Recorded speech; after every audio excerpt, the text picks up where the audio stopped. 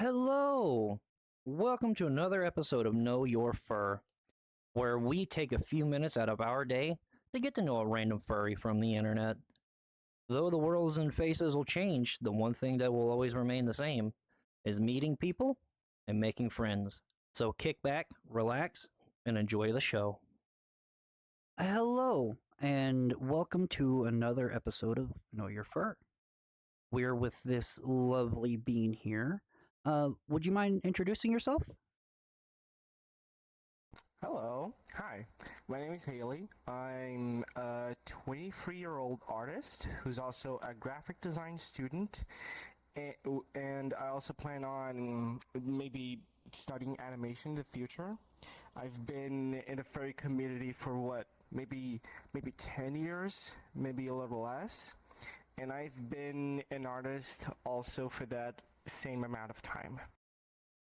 Oh, wow. All right, well, what could you give us a little insight as to what your fursona species is?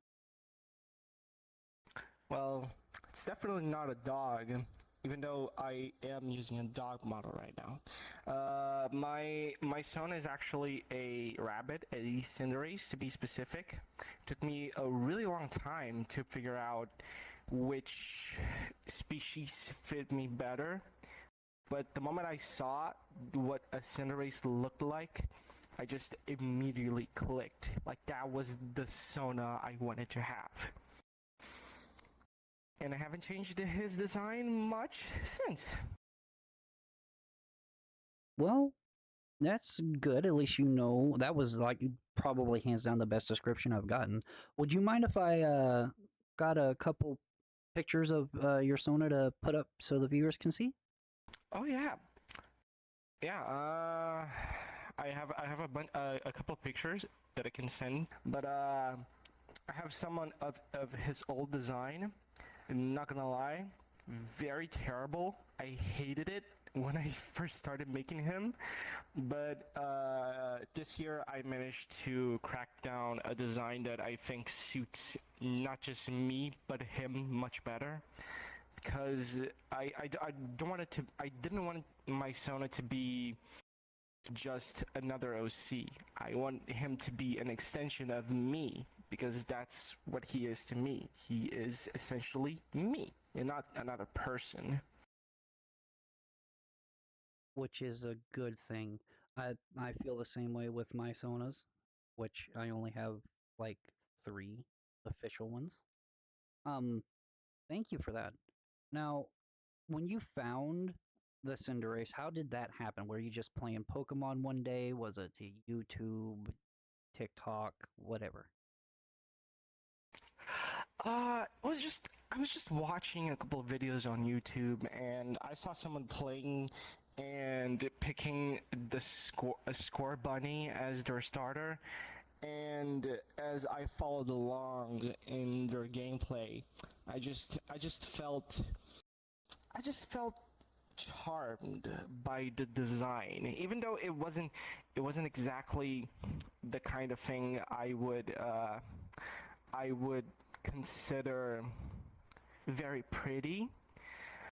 It was just it just clicked in me, and then one day I just got hyper fixated on drawing a score bunny, and that obviously escalated to me drawing a Cinderace. And when I made my very first sketch of him, that's when I was like, holy this could very much be me. And then I started drawing him time and time again, and I never stopped. I didn't want to stop drawing him. And one day I just decided that he was going to be my official Sona.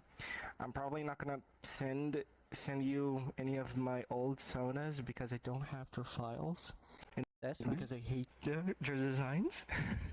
That's more than okay. But they look awful. Nah, I'm pretty sure they look fine. But this begs the question of how did you find the furry fandom? So, a lot of people are gonna hate me for this, but it was through FNAF. a mixture of FNAF YouTube ship clips, you know, those AMV clips, those really Oh old no. 2014 videos where it's just a music blasting, Franny showing up on the screen, them just kissing each other, Mike Schmidt getting his face all over Freddy Fazbear. that just clicked something in me.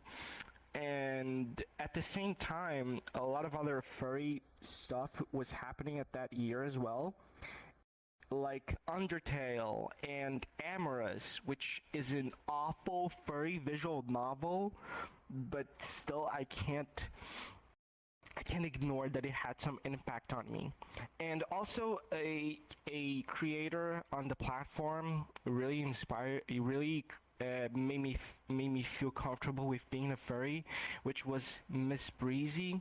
She hasn't been active in a while, but I'm sure that some people still know her. But back in her prime days, she was like my main focus when it comes to furry creators. Thank you. Now, that leads into the next question. When did you accept and be like, yeah, no, I'm a furry? You know, when did you know and you were like, okay, you know what? Maybe I can be a cute little anthropomorphic animal on the internet. Took me a couple of years. I'd say that maybe it was around 2017, 2018 when I was getting into high school, and I just met other friends who were not furries, but they were weird, and they they made me feel comfortable with who I was. And it was around that time that I started accepting not just who I was as a furry, but who I was as a person and my sexuality. All of that stuff just blossomed, and I finally looked at the church and at a cross, and I said, Jesus, I'm gay. That is not what happened, but the part of it where I admitted was gay is true. Hey, to each their own. My family found out I was gay because my grandma found out I was gay before anybody else did. So that's okay. And it was an To me, it was accident. my cousin. Yeah, my mom also almost found out I was gay a couple times. So you don't have a avatar for your Sona. Now, if you were able to get one, would you make it just a regular score bunny, or would you try to make it as close to your Sona that you have as possible? I think that when it comes to designing a 3D model, you have to take in consideration that it can't exactly translate like one by one from a digital drawing to a 3D model. But if I were to do something, I think that this style, the art style that I have on this model, is the one I would feel most comfortable with when it comes to making a model for myself. Because I don't want, I wouldn't want just a one by one copy. I would like something that is versatile and unique, but it also reminds me of my Sona. Kind of like those VR chat, not the no, sorry, those VTubers, those VTuber models that they look 2D, but they have a 3D feel to them. That's the kind of stuff I would love to have on a model for myself. We call that 2.5D. Ooh, I didn't know that's what it was called. The more you know.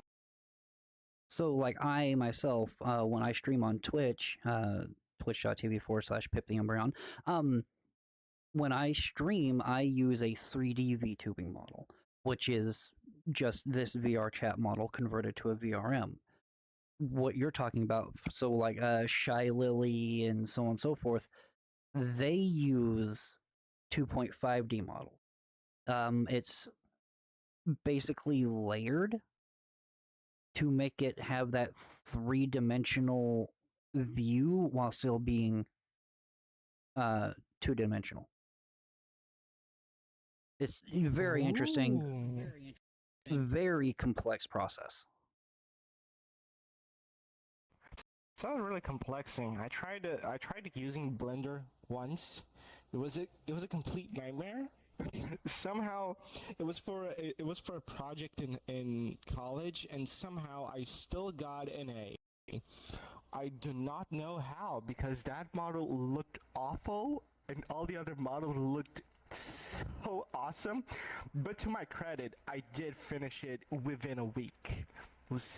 It was impressive for a guy that had never messed with Blender, and I will never use Blender again because it is a nightmare.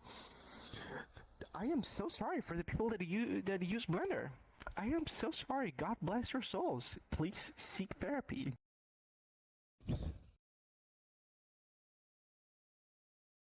I use Blender a little bit.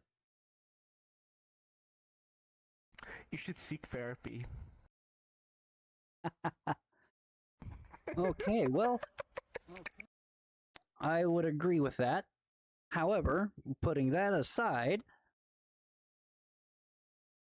do you have a fursuit of any kind?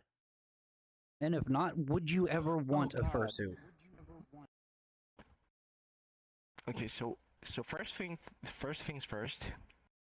Fursuits are really expensive.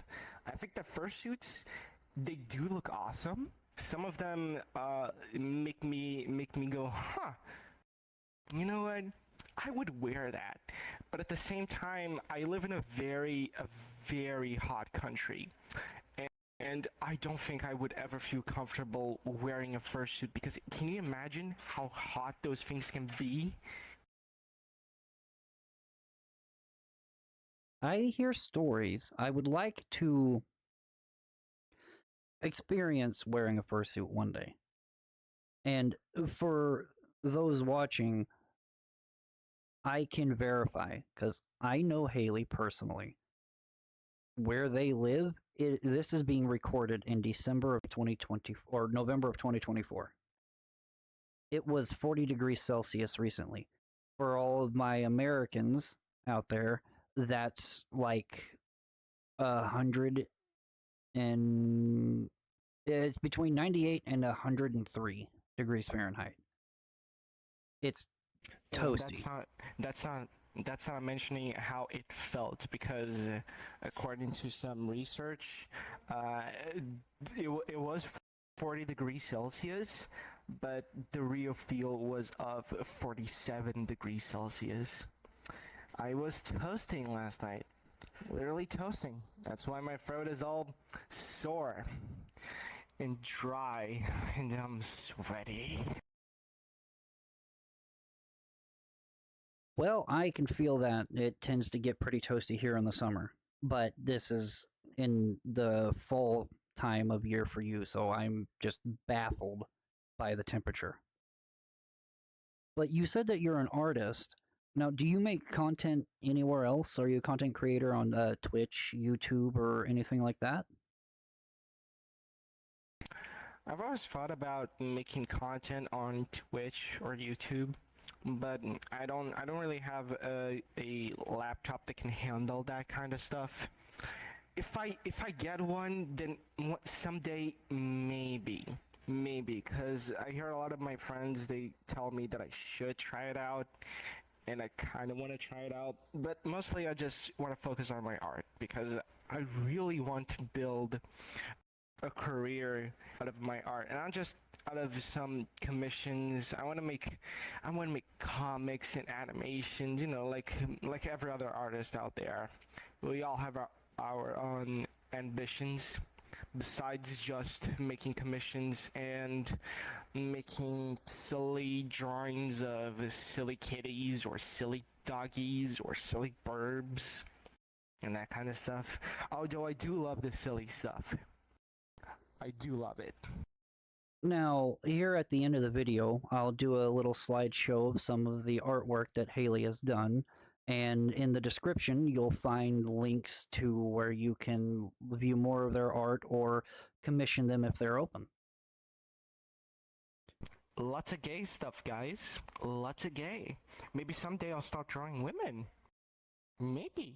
Who knows? I am practicing. Now, moving into the next question, and this is a pretty big question for a lot of people.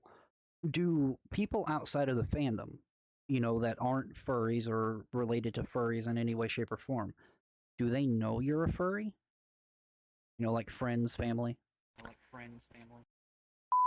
Okay, so family, yes and no, because my dad has seen some of the drawings that I've done, and all of my friends know. All of them know. Even people that I meet on a week must know by now, because it's not something that I try to hide anymore. I try to be very proud about my sexuality and the fandoms that I relate to, and I try to show how passionate I am about those things. And I know how scary it can be for a lot of people. And of course, that's not gonna my situation is not gonna apply to everybody. But I think that it's important to be confident, because when you're open about your feelings and about who you really are, then you start attracting good people who understand and accept you. And it's a really hard process. It took me a really long time to get to the point where I am today, but I'm happy, and I'm sure that many other people can be happy like that too. Well, that makes me happy that you have this confidence in yourself, and I hope that things just continue to grow and get better for you. So, we're at the end of our segment here. Our final question is, do you have any advice for people who are just now coming into the fandom or are thinking about joining? Any advice or words of encouragement? I think that for anyone trying to join the fandom, I would say that this is probably one of the best fandoms for you to join, because the furry fandom, even though it has a lot of things that have happened, and even though it has some toxicity like every other existing fandom, I think that in this one you're not going to be able to find more friendly people anywhere else. Because ever since I joined the fandom, I think that the people that I have met have changed my life in such a way that if it wasn't for them, I wouldn't be here today. And I'm extremely thankful for this incredible fandom. I think that if you're trying to maybe build your own Sona, don't be afraid to experiment. Go above and beyond. Make a lot of sketches. Talk to your friends. Don't be afraid of telling your friends that you might be into furries, because let's just be honest, if your friends don't accept you for who you are, then they're not your friends. And the more time you spend here, the more you see that this is a really really good fandom. But of course, don't go trusting everyone on the internet. Be careful, guys. Well, thank you for that. I do appreciate it. And thank you for joining me and allowing me to interview. And everyone who's. I'm thankful as hell. Oh, yeah, Sorry, no problem. sorry. Oh, you're fine. Um, I'm very thankful for you calling me. This has been really fun. yeah, no problem. Love I've this enjoyed interview. it. But for everyone who's currently watching, thank you for stopping by, and I hope you have a fantastic rest of your day. And hopefully, I'll see you in the next one. I'll see you next week. Until then, bye bye.